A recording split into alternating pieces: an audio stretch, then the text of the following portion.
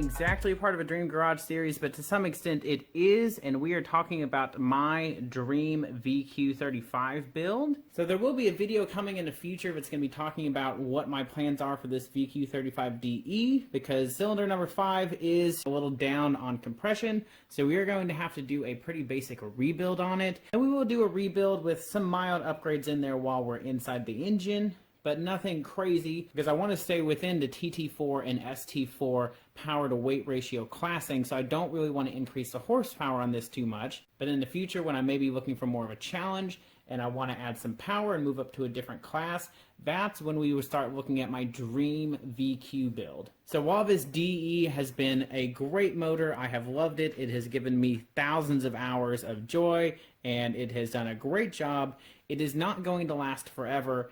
And when I go to replace it, what I want to do is swap in an HR, which is a lot more difficult than it sounds. Just to say that, you would think from one 350Z engine to another it wouldn't be that difficult, but it is a big jump when you go to the HR. You have a lot of upgrades. Nissan did upgrades all throughout the engine. It's actually a very different engine in many, many ways. So that upgrade comes with a lot of challenges, but a lot of those I don't have to worry about because this is not a street car anymore. So the swap doesn't have to fill in everything. I just have to get the engine in the car and running. Basis, VQ35HR, and what we're going to do is I want to do rods and pistons, and I want them to be as light as I can possibly get. This will be an NA build with a redline goal of 9,000 RPM. So everything we have to do to get to that, so we're going to have stiffer valve springs, we're going to have cams that support that, so probably somewhere in the upper range on the JWT cams. We'll of course be doing high-end bearings, we'll be doing ARP studs and ARP fasteners for our rods and main caps, because we want everything to be held together nice and tight for those high RPMs. Unfortunately, the budget does not include dry sump. This is a dream build, but of course it is a realistic dream build.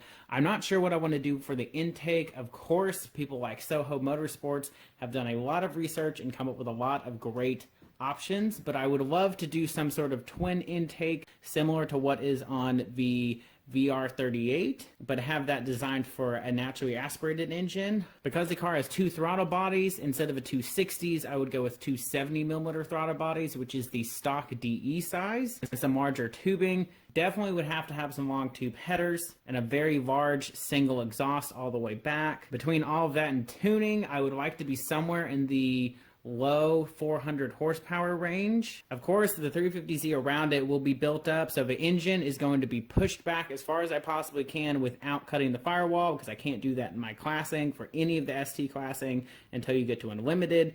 So I'd have a lot of room up here for venting out the hood, tuck that back for weight distribution. I would like the front of the engine to be in line with this tower right here, so we can do a strut tower brace across this front here. Out back, I would like to have a 4-speed sequential transmission. And you might say, why would you go backwards from a 5-speed or a 6-speed transmission to 4? Well, I only need 4 speeds. Really on track, you're only using 2, 3, 4, and 5 on your transmission. So just get rid of gear 1 and gear 6. And you're gonna use the 4 gears that you would use the most often on track. And you can custom tailor what gear ratios you have to better suit your engine. So that 9,000 RPM redline and whatever we do for the rear differential will be very different than stock. So we'll be able to custom tailor all of that. I would love to do ITBs, but I just don't think I would ever have the budget to just throw money away on ITBs when I can get a twin plenum setup that will get most of that power. Plus the M5 and later the M7 McLaren will have ITBs, so I'll still get some ITBs in my life. While it will never be as refined or as perfect as something that like Sasha Anise would build, or even like a Porsche engine, I still think it'd be a really great 9,000 RPM screamer. Be a relatively light engine, it'd be a lot of power for the displacement and a lot of power for the weight, and it could be a really fun contender in maybe the ST2 or ST3 class, depending on the power to weight ratio that I end up with after all is said and done. So while I love this setup, and this will be the setup we run for the next, I don't know, 5 to 10 years, eventually when it comes out, what will go in will be an HR beast, and I'm definitely looking forward to that. So of course, if you guys have any comments, any recommendations, anything that you've seen, of course, feel free to drop those below. Hit that subscribe button, and I will see you guys next week.